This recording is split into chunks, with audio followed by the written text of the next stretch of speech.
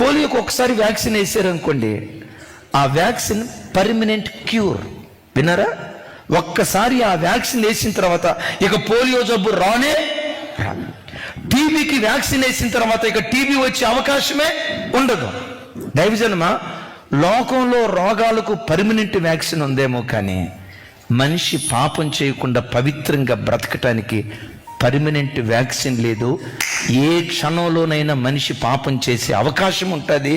అందుకనే ప్రతి బిడ్డ ఏ దినానికి కావలసిన కృప ఆ దినం పొందుకునేటువంటి వాడై ఉండాలి. ఏ దినానికి కావలసిన భక్తి ఆ రోజే మనం సమకూర్చుకోవాలి. ఏ నాటికి కావలసిన ప్రార్థన ఆ దినమే మనం సమకూర్చుకోవాలి.